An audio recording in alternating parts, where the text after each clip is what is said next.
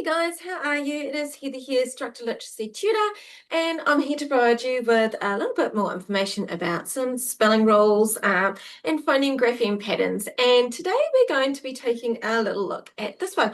Now, this one is interesting because it has two sounds, and the two sounds are U, as in the letter U, and oo. So normally when I'm teaching this to students, I will actually reverse that round and I'll say today we're learning two sounds, oo and u. And for some reason, the oo, u makes it quite easy to remember. If you've got children that love working with kind of like patterns and voices and sounds like that, then oo, u is quite a good way to introduce this. So anyway, let's dive in.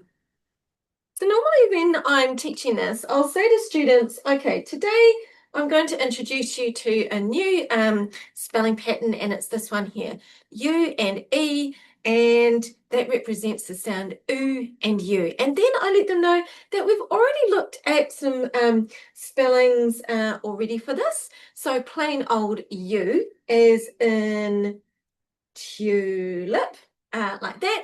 And we've also looked at the split digraph or silent E as in Dune and June. So I'll let them know that we already know some sounds and spellings for this. I will just mention too that the OO also represents an oo sound, although it doesn't represent a U sound. So we still do hear the oo in the OO. So that's just as a little aside there as well. So interestingly, this isn't as common. I mean, there are still sort of between 300 and 500 words that have the UE spelling, but it's not as frequent as perhaps just the plain old U, our silent EU or split digraph U, or the OO if we're spelling an OO sound. And of that 300 to 400 or 300 to 500 words, only around about 70 are quite common. So we're really getting to the pointy end of the stick when it comes to teaching sounds and their corresponding letter patterns.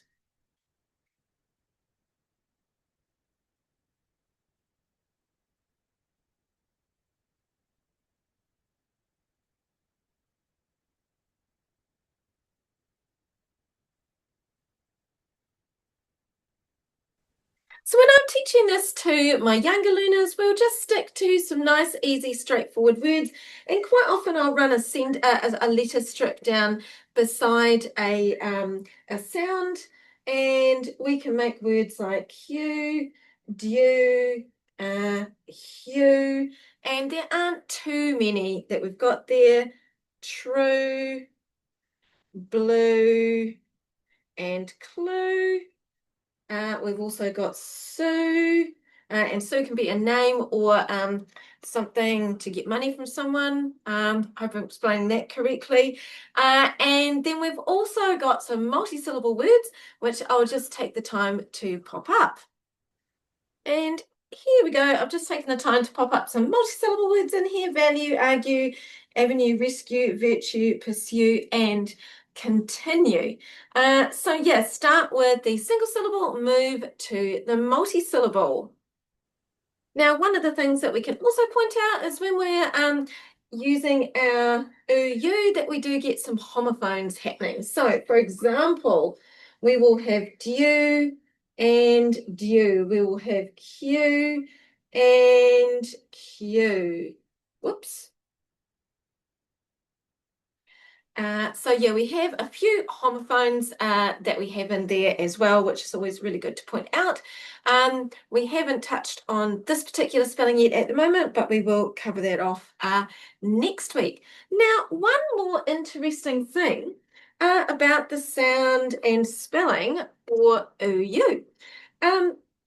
Why is it U and E? Well, within the English language, in English orthography, words do not finish, or their spelling does not finish in just a U. And because of this, we need a E there. Okay, so for example, words like dew and Q and clue and Hugh, we can't just have them ending in the U, so we need to have the E there to stop that from happening.